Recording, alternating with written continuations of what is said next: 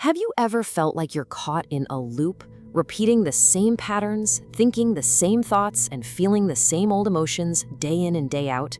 Well, I'm here to tell you that this isn't some kind of failure of willpower. It's actually a feature of our biology. Today, we're going to dive into the neuroscience behind why we tend to stay the same, and more importantly, how we can use that very same science to consciously create a new future for ourselves. Let's start with a fact from neuroscience it's pretty staggering. Around 90% of the thoughts you'll think today are the exact same thoughts you had yesterday. Now, this repetition isn't random. It's actually your brain's natural way of being efficient. But that same efficiency, if we leave it unchecked, is what keeps us anchored in the familiar reality of our past. So to really understand how we can break out of this cycle, our journey today is going to follow a very clear path. First, we'll look at the automatic mind and why it's so resistant to change. Then we'll explore how our emotions become actual physical habits.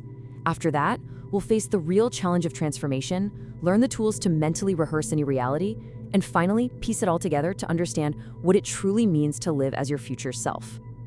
Okay, so our journey begins at the foundation, the mind itself. If you've ever wondered why it feels so incredibly difficult to change your way of thinking, to just pick a new perspective and make it stick, well, the answer is right there in the architecture of your brain. This is one of the most fundamental principles in neuroscience. It's often called Hebbian theory, and what it means is that every time you have a thought, certain nerve cells, or neurons, fire in a specific sequence. The more you repeat that thought, the more those neurons fire together, and the stronger their connection becomes. A great way to think about it is like carving a path in a forest. The more you walk it, the clearer and more automatic that path becomes. And this process is exactly how change gets blocked right at the source. You see, those repetitive thoughts, through that constant firing and wiring, they eventually become hardwired into our brain as solid beliefs. Over time, these beliefs get so practiced that they sink below our conscious awareness. They start to run as unconscious programs that automatically shape our perceptions, our choices, and our behaviors without us even realizing it. But the mind isn't the only player in this game. The truly fascinating part of this whole process is how these mental programs get physically embedded in our bodies. This creates this powerful, self-sustaining cycle that is deeply, deeply resistant to change. It all starts with just a single thought. Let's just imagine a familiar limiting one, maybe something like, I'm not good enough. The moment you think that, you kick off a really complex chain of events inside your brain. Your brain, which is basically your own personal chemical factory, immediately cooks up and releases specific chemical messengers that perfectly match the nature of that thought. So, for a thought of unworthiness, this might trigger stress hormones like cortisol, which then gets sent out into your bloodstream. And as these chemicals travel through your body and connect to your cells, you experience them as a feeling. So that thought of unworthiness now has a physical signature. It becomes a tangible, physiological sensation of unworthiness that you might feel in your gut or your chest. Okay, now here's the most crucial part of this loop. Your body, which is now soaked in that feeling of unworthiness, it doesn't just sit there. It actually sends a confirmation signal right back up to your brain. It's essentially saying, yep, you got it. I'm feeling exactly the way you're thinking. And the brain, hearing that message from the body, then generates more thoughts that are equal to that feeling. The feeling of unworthiness now causes you to think more unworthy thoughts, which produces more of the same chemicals, which causes more of the same feeling. You see, you're now caught in a biological feedback loop. And if you repeat this cycle enough times, your body literally memorizes this emotional state. It becomes so conditioned to the chemistry of unworthiness or maybe anger or fear that it becomes the subconscious mind. Your body actually starts to crave that familiar chemical cocktail and will drive your brain to think the very thoughts that will produce it just to get its fix. So this really intricate mind-body loop, it explains perfectly how we get so stuck in the past. But what happens on that day when we decide we finally had enough? What happens, biologically, when we make a conscious choice to interrupt this automatic program and choose a new way? Just imagine this for a moment. You wake up and you make a crystal clear decision. Today, I will not think, act, or feel from that old, familiar place of limitation. You become aware of the program. You decide to stop it. What happens in that quiet but incredibly powerful moment of choice?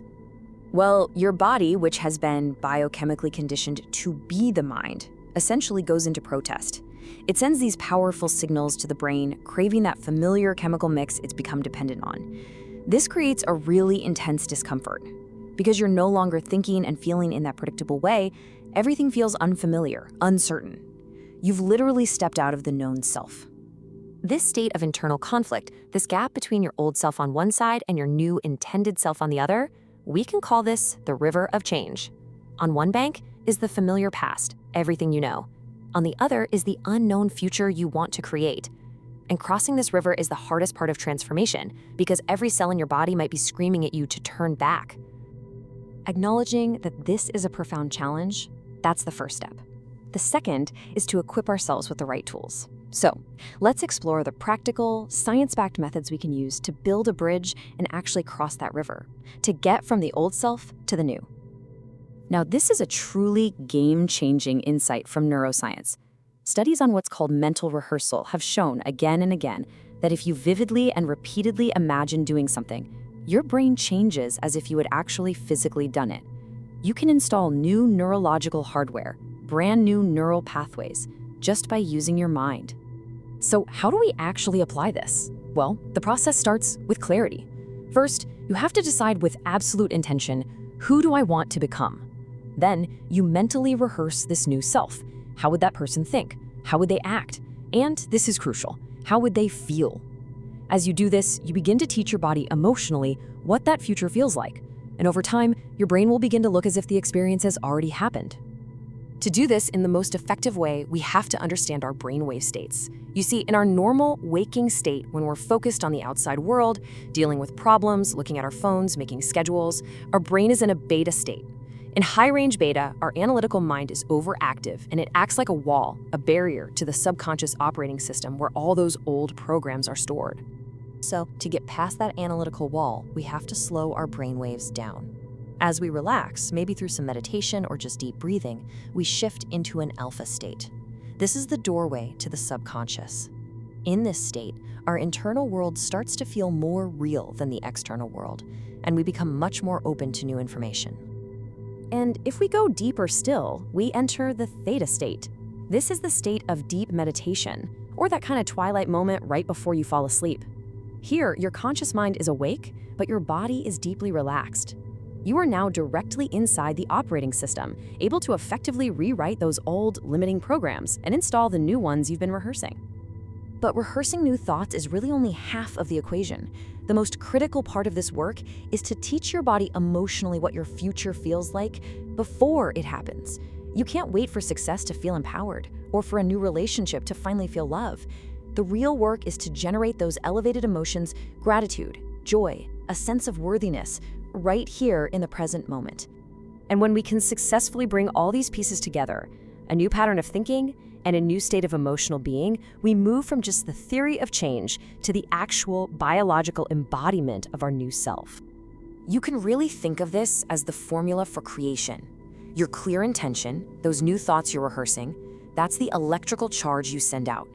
And the elevated emotion, that feeling of your future now, that's the magnetic charge. Together, they create a coherent electromagnetic signature that begins to attract a new reality to you. Now, the biological implication of this is just profound. When you combine a clear intention with an elevated emotion, your body is so objective that it believes it is already living in that future reality. And since the end product of any experience is an emotion, by creating that emotion ahead of time, you are literally signaling new genes in new ways before your external environment has changed at all. And this is the fundamental shift in consciousness we're talking about. The old self is defined by the past. It's a victim of circumstance, always waiting for something outside to change how it feels on the inside. But the new self is the creator of their future, understanding that by changing their internal state, their thoughts and their feelings, they can change their external life. They've learned to be comfortable in the unknown because they know that's the field where all new possibilities exist. And this is the final thought I'd like to leave you with. Those moments of greatest discomfort, when your body is craving the familiar emotions of the past, when your mind is just filled with doubt, those are not signs that you're failing. They're actually signs that you're right in the middle of the river of change. those are the moments that matter the most. Because in those moments, you are choosing a will that is greater than your automated programs. And in those moments, you are truly becoming someone new.